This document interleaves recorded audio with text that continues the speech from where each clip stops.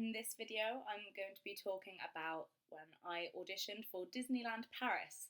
So, I've always loved Disney, and it's been my lifelong dream to work as one of the princess characters at a Disney park. So, I auditioned in 2014. It's a long time ago. And I was going to keep auditioning more every time that there were auditions back then, afterwards. But I ended up going to uni, and I'm halfway through my drama degree at the moment, and I'm hoping to gain a lot from that and grow as an actor and a performer.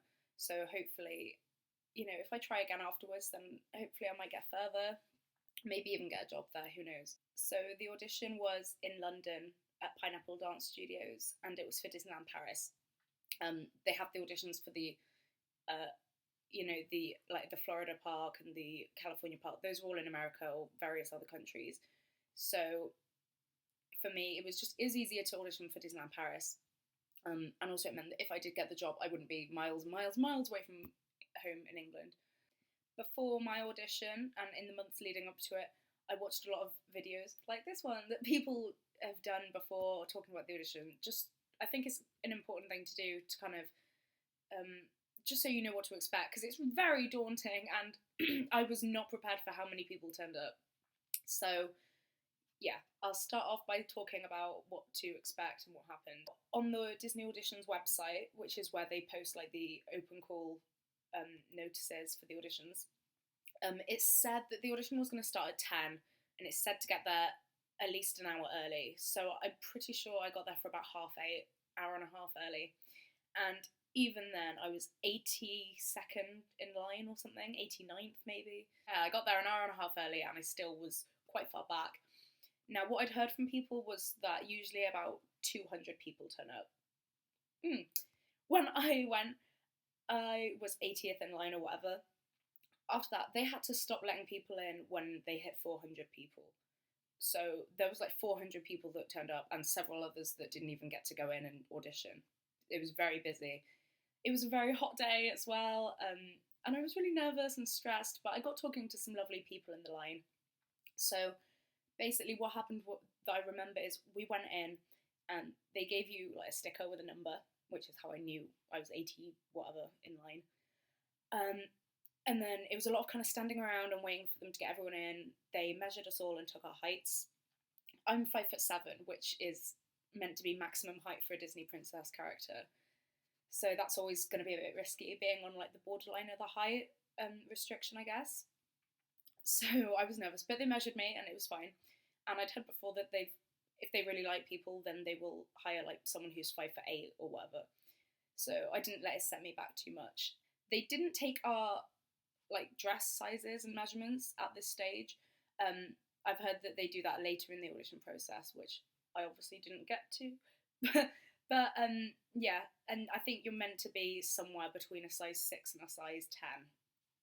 And I've always been about a size 10, so again, higher end of the spectrum, but I didn't know what to expect. So once everyone was in and we'd had our heights measured, took our names, put all our names on a list or something, and we all sat down, waited for everyone else to get in and seated, and this man who worked for the company got up and did a speech about the company.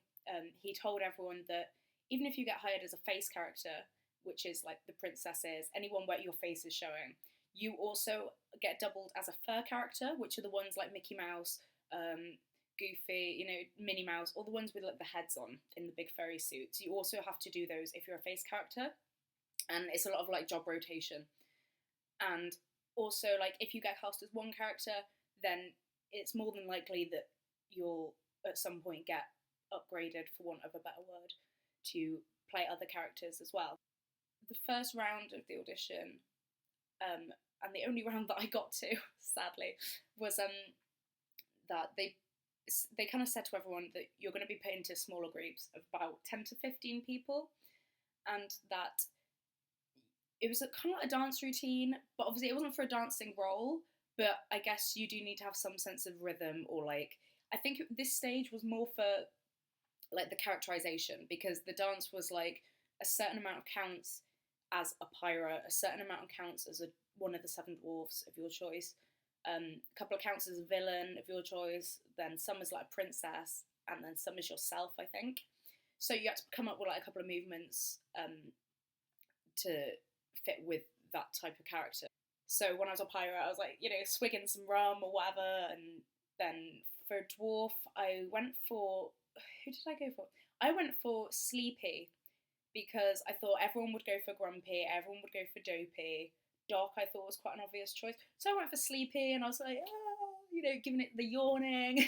On reflection, probably not the wisest choice, but I did want to try something different that I didn't think everyone would be doing. And then, yeah, you had to do a couple of beats as yourself at the end, just to show a bit of your personality. I can't remember what I did. I probably did some really cheesy, like, yeah, like, I don't know. Oh, cringe. Overall, the dance was very short. It was like 10 seconds max, I reckon, maybe 15. And we had to perform it in groups of like 20. And then at the end, they called out the numbers of the people who they wanted to stay. And my name didn't get called, which was really sad. But at the same time, I looked around and there was like 400 people there. And I heard that they hired 3 or 4 people that day out of all those people. So you can't be disheartened. This is the thing. A lot of people just go for fun with no consideration that they're even going to get picked. Because it's an open call, it's easy, it's fun, you get to meet people who like Disney, and it's really great. So I did get sent home very quickly, which was sad. But I feel better prepared already from my drama degree and just from my experience of having done it before. And there was people there that have auditioned like 7, 8 times. And, they're still going, they're still trying. I know a girl who got the job in Tokyo at Disney World there. And she got it on like her 3rd time. So, you never know. And I think the casting directors like to see regular people. They like to like recognise you, because it shows that you're committed and that you're serious about it and that you haven't just gone along for the heck of it or whatever. I'm also going to talk about what I wore to the audition, because it was quite vague, I think, on the audition website. And I'd seen people just saying to wear comfortable clothes. Also, apparently you're not meant to influence the casting directors with what kind of character you want to be. So, for example, I really like Belle, but I know, because I've looked into it a lot, that I don't look like Belle as much. Yeah, I've got dark hair. They all wear wigs anyway. Also, it's important that it's more nowadays that you look like the other face characters in the park that play that character. Because if a girl goes see Snow White one day, it has to look similar to the girl who was playing Snow White last time she met her, So it's equally as important that you look like the other people that play that character in that park.